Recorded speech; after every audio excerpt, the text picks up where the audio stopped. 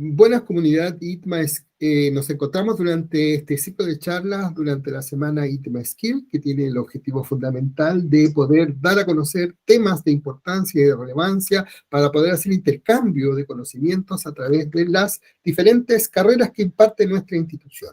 En esta oportunidad, ¿no es cierto?, tenemos con nosotros de la carrera de técnico en medio ambiente a nuestro profesor Luis Meneses Vergara. Él es ingeniero civil, industrial, magíster en medio ambiente, magíster en sustentabilidad. En esta oportunidad, él, como muchos otros profesores, han seleccionado un tema de los muchos que ellos conocen. Algunos seleccionan investigaciones, algunos seleccionan un tema de trabajo en clase, otros seleccionan temas de interés personal, ¿no es cierto? En este caso, ¿no es cierto?, el docente, ¿no es cierto?, nos va a presentar la charla Residuos peligrosos como personas naturales. Así que este tema tan importante que tiene que ver con nuestra vida cotidiana va a ser el que va a él a trabajar en esta charla. Bienvenido, Luis, y por supuesto el micrófono es tuyo para que puedas iniciar tu trabajo. Vale, muchas gracias. Bueno, nosotros vamos a hablar, voy a hablar en verdad sobre los residuos peligrosos como personas naturales. Primero que todo, tenemos que entender que una persona natural es una persona que ejerce sus derechos y cumple obligaciones a título personal. Eso es la declaración legal sobre qué es una persona natural. Entonces, empecemos. Desde el origen del ser humano y su relación que ha tenido con el entorno, desde sus comienzos, viéndolo desde el punto de la etapa evolutiva, se remonta a la base que los modos de producción estaban reducidos solamente a la alimentación y a la sobrevivencia. Lo estamos enfocando desde la evolución, o sea, desde el Australopithecus hasta el Homo sapiens que es hoy en día. Esto era parte importante en su quehacer, ya que no solo se asumían como parte de ella, sino que además estaban conscientes que sus vidas dependían de esto. Y por esto se otorgaban las condiciones sobrenaturales o divinas a todos los elementos naturales, tales como la tierra, el agua, el aire, el fuego y el universo. Sin embargo, desde el punto de vista evolutivo, y tanto evolutivo como ser humano y también evolutivo como desde el punto de vista industrial, ha habido un aumento de las fuerzas productivas, el desarrollo de las tecnologías y las capacidades humanas que originan el desarrollo de la sociedad actual. Industrializada, urbana y altamente consumista, se rompe de alguna manera la relación y vínculo con el entorno, pasando todo a convertirse en objetos de consumo. Frente a este crecimiento, los residuos pasaron a ser los causantes de gran parte de la contaminación que hoy vivimos hoy en día y la generación de daño al medio ambiente. Y por eso se hace fundamental el conocer sus tipos y modos de generación. Bueno, si lo vemos desde el punto de vista del contexto mundial, cada año se producen entre 7.000 y 10.000 millones de toneladas de residuos en todo el mundo. Acá estamos hablando de los residuos en general. Si vamos al punto de vista específico, entre 300 y 500 millones son residuos peligrosos, es decir, tóxicos inflamables, explosivos, corrosivos o con riesgo biológico. Los países comercian con ellos y en los últimos 30 años el volumen de los residuos peligrosos ha crecido en un 500%. Principalmente, los residuos peligrosos se generan en países subdesarrollados, o sea, las mayores cantidades, principalmente en países que se encuentran en el sudeste asiático, países que se encuentran en África. Ahora, si lo vemos desde el punto de vista sobre las mayores industrias que contaminan más a nivel global, podemos encontrar la industria manufacturera, que es la industria que genera o que produce en estos casos la ropa, lo que usamos cotidianamente, la industria de la energía. Podemos ver casos específicos como el desastre en Chernobyl en la década del año 80, donde hubo emisión de material radioactivo. Podemos encontrar la industria ganadera, podemos encontrar la industria del transporte, las emisiones de CO2 como ejemplo, que son directos en el tema del efecto de los gases de efecto invernadero. Podemos encontrar la industria de la construcción, etcétera.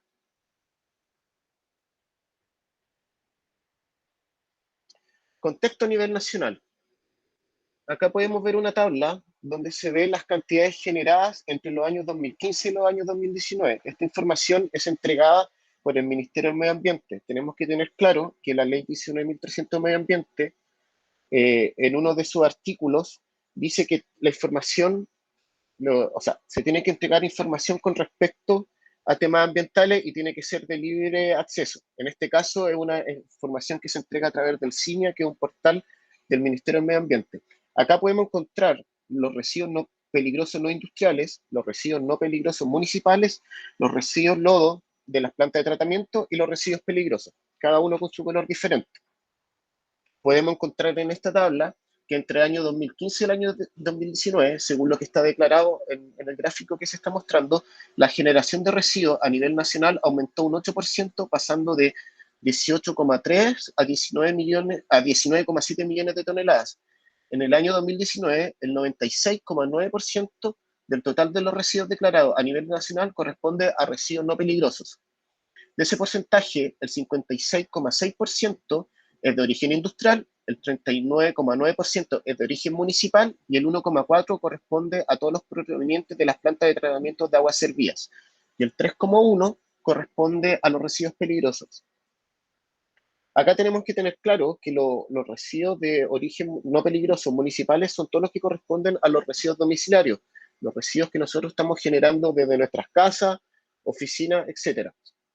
Para hacer la comparación entre los residuos no peligrosos industriales, que podemos encontrar los despuntes de madera, podemos encontrar los escombros, podemos encontrar todo lo que sea, o sea, que tenga características inertes, que también corresponde también en parte a los residuos no peligrosos. También podemos encontrar los fierros, etcétera.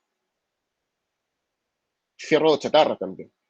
Bueno, acá tenemos podemos encontrar en esta tabla, o en esta imagen, mejor dicho, cuántos residuos generamos. Se generan 19,6 millones de toneladas anuales de residuos en Chile. Esto es según una estadística del año 2018. El 42% corresponden a los residuos domiciliarios, el 55% a los residuos industriales, y de estos residuos que estamos mencionando, solamente el 22% se valoriza o se recicla, y el 78% restante se envía a eliminación. O sea, son residuos o desechos que se envían a un sitio de disposición final y ya no tienen un reuso o una reutilización. Ahora, de la imagen anterior, donde nosotros nombramos o mencionamos el 22% que se valoriza o se recicla, tenemos que entender qué es la valorización. La valorización de los residuos, como su propio nombre lo indica, es el proceso por el cual un residuo se transforma para ser utilizado con una nueva finalidad o para sustituir materiales dentro de los procesos industriales o de la elaboración de un producto, como ejemplo. O sea, un residuo que se valoriza puede ser utilizado nuevamente como un insumo, como una materia prima, a modo de ejemplo. Estas herramientas cada vez son más importantes a nivel social e industrial. Permite que muchos residuos o sus productos puedan ser aprovechados en lugar de acabar en un vertedero o en un sitio de disposición final, en el caso de los residuos peligrosos, reduciendo así también el impacto que tendrían sobre el medio ambiente y la salud de las personas, porque tenemos que entender que un residuo peligroso puede afectar tanto al medio ambiente como a la salud pública. Si lo vemos desde el punto de cómo se declara o cómo lo menciona el Decreto Supremo 148, que es la normativa que rige los residuos peligrosos en Chile. Bueno, como se explicaba en el primer gráfico que mostramos, podemos ver que el 3,1%, que equivalente a 641.993 toneladas, corresponde a los residuos peligrosos que se generan en Chile. Esto equivale a un 0,09 kilos por habitante al día, es decir, 4 veces al menos que el promedio mundial, que se mencionó en la segunda diapositiva. Si lo vemos a nivel nacional, la región de Antofagasta es la que genera la mayor cantidad de residuos peligrosos del país, que equivale a un 38,4%. Esto es debido primordialmente a la actividad minera, que en el fondo la actividad minera es la actividad que genera mayor cantidad de residuos peligrosos y tiene que ver directamente con la cantidad también que se produce y ver también que la minería es la mayor actividad económica del país. Aquí podemos ver la estadística sobre la cantidad de residuos peligrosos a comparación con los residuos industriales y municipales, que en menor cantidad, pero no deja de ser menos o más peligroso en el tema de la disposición.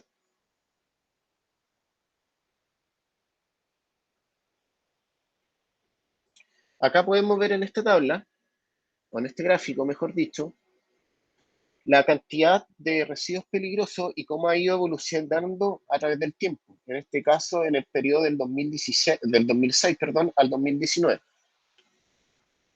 Bueno, la declaración que existe acá de residuos peligrosos exhibe un alza claramente entre los años 2006 y años 2019, lapso en que había un aumento considerable tanto de los establecimientos que declaran como del volumen de residuos peligrosos. Cuando habla de establecimientos que se declaran, son los establecimientos o las organizaciones que declaran a través del sistema de ventanilla única por el SIDREP, que es el sistema de donde se declaran los residuos peligrosos. Bueno, de acuerdo con la clasificación internacional uniforme, la extracción y procesamiento de cobre, en este caso, concentra el 35,3% de la generación de residuos industriales peligrosos, seguido, en este caso, muy atrás por la actividad económica de almacenamiento y depósito, con un 6,7% de tratamiento de residuos peligrosos, con un 4,5%, y comercial por mayor y menor con un 4,1%, como las mayores actividades económicas que generan residuos peligrosos. Acá podemos, de lo mencionado anteriormente, podemos ver que la extracción y procesamiento de cobre es la actividad que genera mayor cantidad de residuos peligrosos y la otra actividad económica es la que la sigue.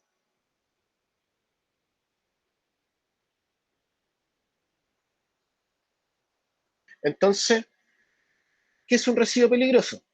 Si nos vamos a la definición, es un residuo o mezcla de residuos que presenta riesgo para la salud pública y o efectos adversos al medio ambiente, ya sea directamente o debido a su mal manejo. ¿Se pueden reutilizar? Sí, a diferencia de la basura, un residuo peligroso puede ser valorizado, mientras que la basura finaliza su ciclo en un sitio de exposición final. Entendamos que, como se explicó anteriormente, la valorización de un residuo es cuando, en palabras simples, es cuando un residuo peligroso o un residuo en general se puede reutilizar. Entonces, se puede reutilizar y puede ser incorporado por segunda vez a un proceso, en este caso, de elaboración de un producto, como ejemplo.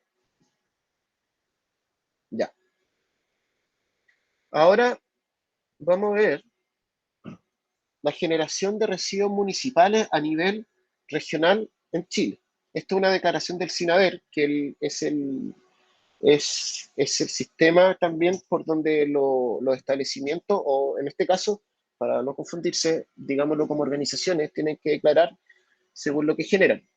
Acá en esta estadística podemos ver que la región metropolitana es la que genera la mayor cantidad de residuos municipales y solamente ya siguiéndola con la región de Valparaíso, el Biobío, y esto tiene que ver también por la cantidad demográfica y la cantidad de población que tienen estas regiones comparados con las demás. Se puede ver en este gráfico que la valorización de residuos es bastante menor comparado con la generación. Pero ahora, este gráfico nos dice algo y, podemos hacer una pregunta. De esta cantidad de residuos municipales que se generan, ¿existirán residuos peligrosos? ¿Cuánto será la cantidad de peligrosos que por mal manejo o desconocimiento de las personas naturales o el ciudadano común genera? Bueno, esto es un problema, dado que no se puede cuantificar y tampoco existe una trazabilidad de cuántos residuos peligrosos se generan en los hogares, dado que el sistema en el fondo, en este caso la normativa, está preocupada de cuánto generan las organizaciones, en este caso las empresas, pero no tenemos un seguimiento o no tenemos una claridad de cuánto se genera en los hogares. Y si nos preguntáramos, ¿los hogares generan residuos peligrosos? Sí.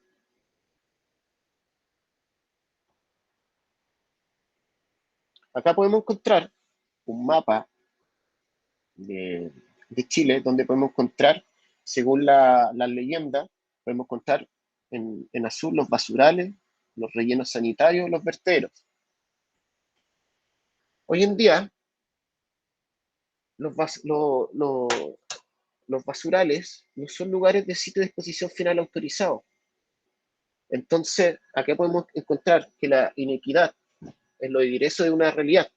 Esto se replica, lamentablemente, también en el ámbito ambiental, ya que varios lugares de disposición final de residuos coinciden con las comunas de menores ingresos. Si nos fijamos acá, en los basurales que están, en este caso, eh, extrapolados en este mapa, podemos encontrar que podemos encontrar que en los basurales se está gestionando disposición final ilegal de residuos de todo tipo. ¿Por qué de todo tipo? Porque lamentablemente no tenemos claridad si lo que se va a votar de manera ilegal solamente corresponde a residuos domiciliarios o a residuos industriales no peligrosos o a residuos peligrosos.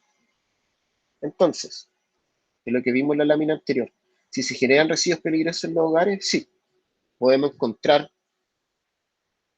cartridge toners, tubos fluorescentes, las baterías que podemos cambiar de un auto, podemos comprar los tubos fluorescentes y podemos encontrar la basura electrónica. Entonces, el problema es del ciudadano común que genera estos residuos, o en este caso es un problema a nivel macro. En este caso, digamos que macro estamos hablando del Estado o del gobierno, pero más del Estado en realidad. Bueno, a veces pensamos que los residuos peligrosos solo se generan en las industrias o hospitales o algún establecimiento que pueda trabajar con sustancias, pero sí también los generamos en casa. En este caso, si tuviéramos, si tuviéramos claridad de las sustancias que nosotros manipulamos en nuestra casa, deberíamos identificarlos, manejarlos con cuidado y disponerlos adecuadamente. En estos casos, podemos encontrar residuos peligrosos, químicos, infecciosos. También podemos encontrar pilas, baterías, bombillas, paquecillas. En base de sustancias químicas, podemos encontrar jeringas también que tengan material biológico, entre otros. Entonces, como nosotros como ciudadanos que no tenemos manejo en residuos peligrosos, ¿tenemos cómo clasificarlos e identificarlos? Yo creo que no. ¿Y esto es por qué? Porque tampoco existe desde a nivel base educación ambiental con respecto a las sustancias o a los residuos peligrosos en este caso.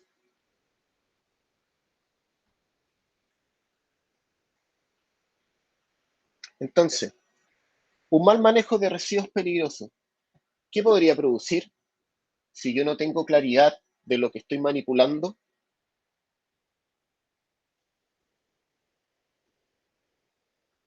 Básicamente, va a depender de la toxicidad, volumen y persistencia de la sustancia o residuos que yo estoy manipulando en mi hogar. Y esto puede generar riesgo para la salud humana, riesgos por accidente o contingencia, impacto de los recursos hídricos, impacto ecológico en los ecosistemas que se encuentren presentes en mi entorno.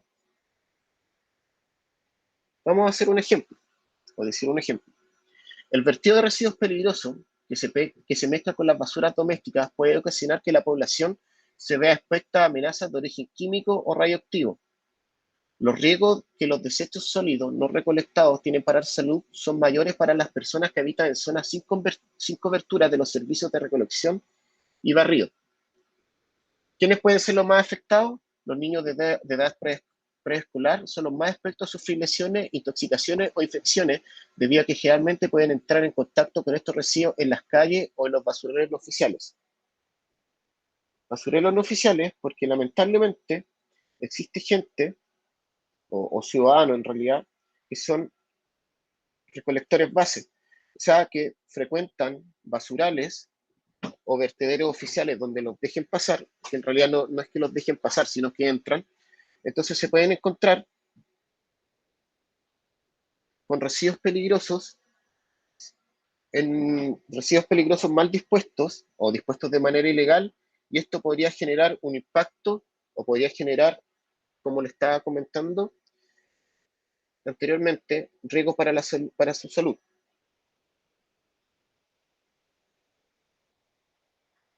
Acá tenemos una imagen donde podemos encontrar un río que claramente está contaminado.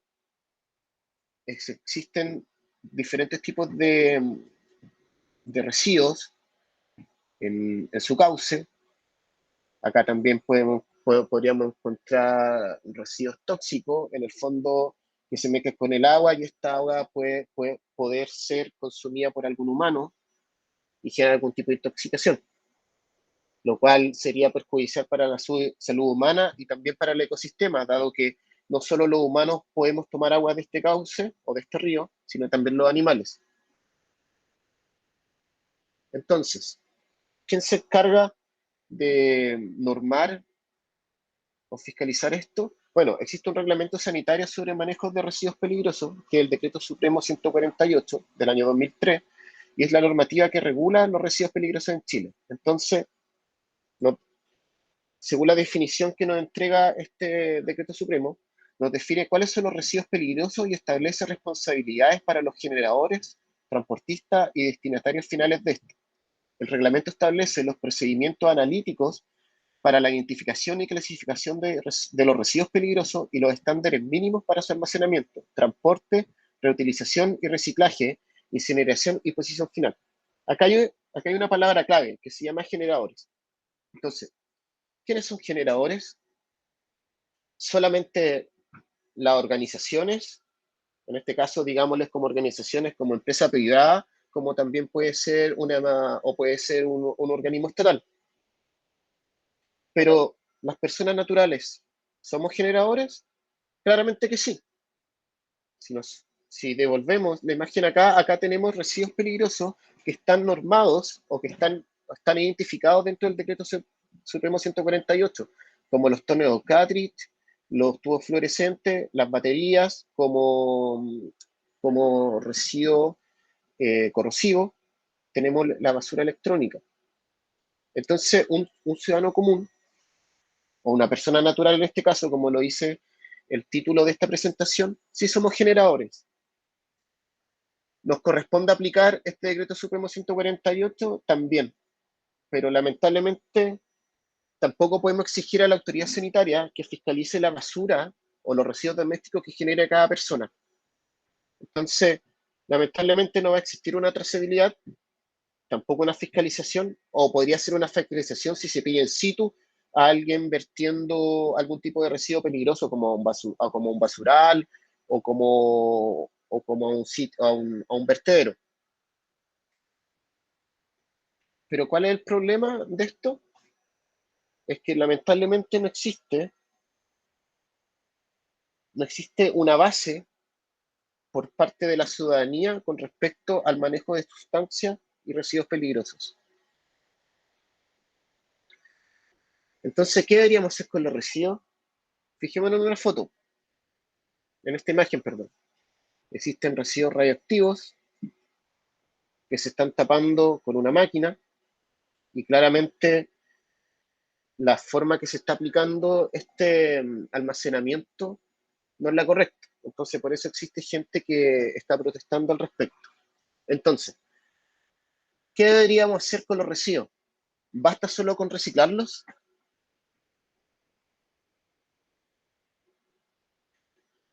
Estas son preguntas que en el escenario actual en el cual estamos resultan importantes de formular, especialmente considerando que todas las actividades que realizamos generan algún tipo de residuo, independiente de su apellido, en este caso peligroso, no peligroso, industrial o domiciliario.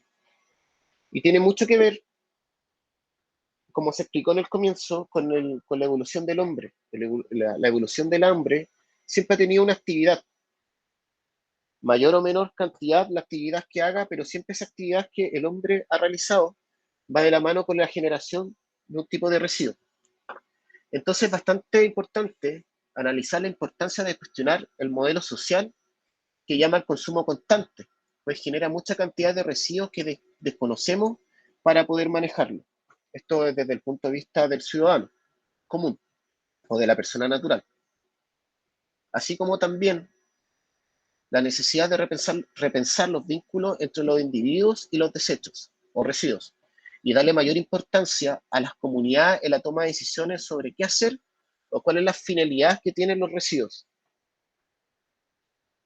Esto tiene que ver con un tema de educación, con el tema de que el Estado, que está regulado según la ley, pero tiene que ver con que la gente tenga conocimiento, en este caso, de lo que está manejando. Entonces, por lo tanto, es más importante, aún en el manejo de los residuos, son los cambios culturales que como ciudadanos requerimos para insertarnos en esta nueva forma de mirar los residuos que producimos en nuestra vida cotidiana. Entonces, el reciclaje parece que debiese ser la última opción, pues primero deberíamos reducir nuestro consumo para luego reparar, reutilizar y al final reciclar. ¿Por qué deberíamos reducir nuestro consumo? Porque en el fondo debiésemos consumir, como cuando compramos la sustancia, debiésemos consumir lo que necesitamos y saber para qué lo vamos a usar. De repente, muchas veces ocurre que se compra o se adquieren sustancias químicas que ni siquiera sabemos para qué tipo de aplicación puede ser usada, y menos vamos a ver cómo esta tiene que ser dispuesta finalmente. Esa sería la presentación correspondiente a ISMASKIL, profesor Cristian. Muchas gracias, Luis. Tema interesante que toca directamente a todos nosotros con respecto a los residuos que generamos en nuestra casa. Y indiscutiblemente el paneo que hace es un paneo muchísimo más general, que nos da conocimiento y nos da herramientas para poder entender cómo abordar, digamos, esta temática tan valiosa. Hay dos preguntas que me gustaría poder hacerle. Una tiene que ver con respecto a cuáles cree usted que sería, porque usted hablaba de la valorización de los residuos. ¿Cuál cree usted que son los beneficios? Bueno, existen varios tipos de beneficios con el tema de la variación de los residuos. Uno, ayuda a reducir la cantidad de residuos que se genera, claramente. Mejora, si lo vemos desde un punto de vista organizacional, mejora la rentabilidad económica de los procesos en los cuales estamos insertos. Tenemos que entender que para la elaboración de un producto o para poder llevar a cabo un servicio, necesitamos,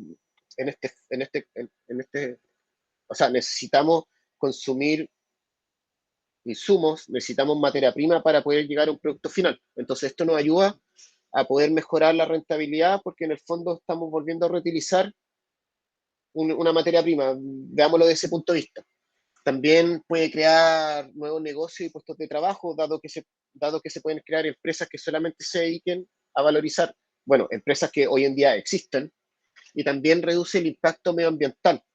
También, aparte del impacto medioambiental, también, la empresa en este caso, o la organización en el fondo, que ayuda a reutilizar o a reducir sus residuos peligrosos, también mejora su imagen también con respecto a su entorno, porque no es lo mismo tener una organización que en el fondo sus residuos sean mal manejados y que pueda generar un peligro para la comunidad, a una empresa que se preocupa por estos residuos.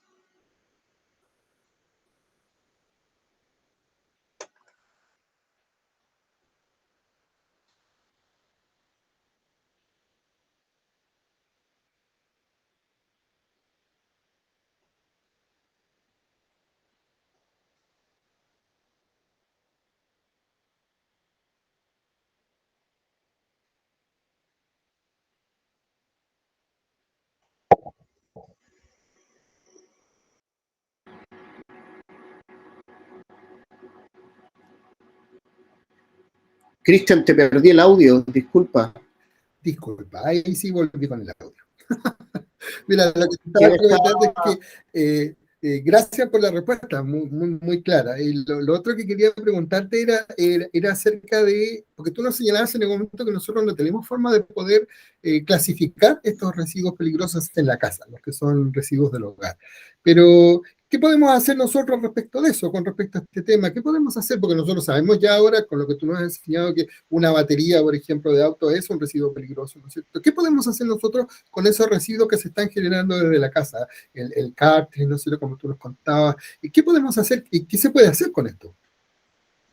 Bueno, bueno, primero que todo, el Decreto Supremo 148 nos nombra los residuos peligrosos en general.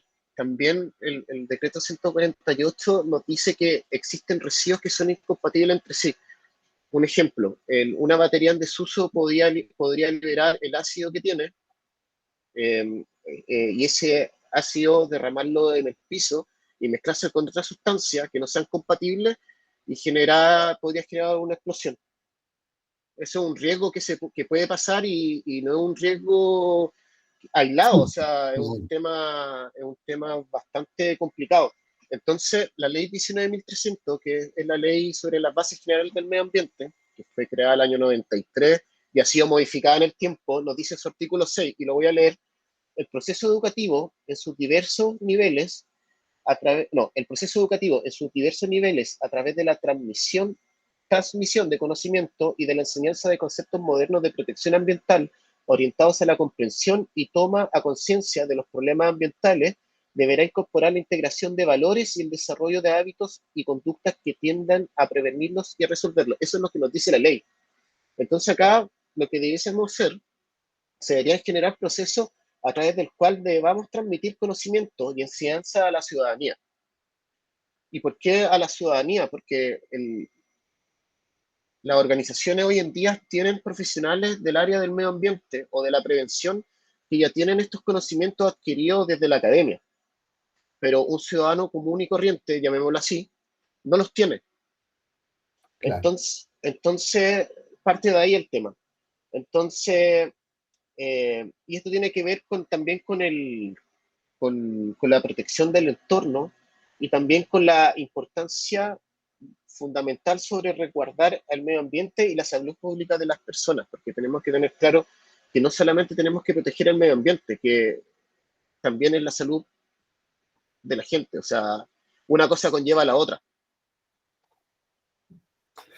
Mira qué valioso lo que estás señalando. No es la primera charla en la cual aparece el tema de la educación como un tema fundamental. Incluir dentro de los niveles educativos y establecer, ¿no es cierto?, procesos de educación ambiental que no solamente sean a nivel superior, sino que también estén a nivel básico, a nivel medio, ¿no es cierto?, donde los jóvenes puedan entender qué es lo que debe y lo que pueden hacer, ¿no es cierto?, y cómo deben ellos cuidar, porque es en potencia el ciudadano que se está formando, es el que debe instalar, ¿no es cierto?, dentro de sus hábitos, porque esto es un hábito. Y los hábitos no se van a generar espontáneamente, se van a generar por la repetición constante, ¿no es cierto?, de una acción. Y ahí es donde juega un rol importante el proceso educativo. Bueno, darte las gracias, Luis, primero que todo, por tu trabajo muy pulcro, muy limpio, muy bien elaborado, ¿no es cierto? Nos deja muy claro en dónde estamos instalados y qué podemos hacer y las conversaciones que debemos tener en torno a este tema. Y por supuesto, invito a toda la comunidad a que siga participando de esta semana ITMASKIL, de este circuito de charlas, ¿no es cierto?, en donde estamos sacando todos estos temas a colación y que creo que están aportando para nosotros, están haciendo de nuestro acervo cultural algo más amplio, algo más concreto, algo más ligado, ¿no es cierto?, a los principios de nuestra institución, porque nuestra institución busca que salgamos de este pensamiento lineal, y que entremos en este pensamiento circular, de volver a utilizar, de volver de reciclar, ¿no es cierto?, de entender que este pensamiento y esta acción lineal se nos está viniendo con una ola de vuelta, ¿no es cierto?, y no podemos seguir en este mismo, realizando las mismas acciones porque vamos a recibir los mismos resultados. Así que Luis, un gran abrazo, muchas gracias por tu trabajo y por supuesto a la comunidad, un gran abrazo también y nos seguimos viendo durante toda esta charla y nos estamos viendo entonces. Un abrazo, que estés muy bien. Muchas gracias.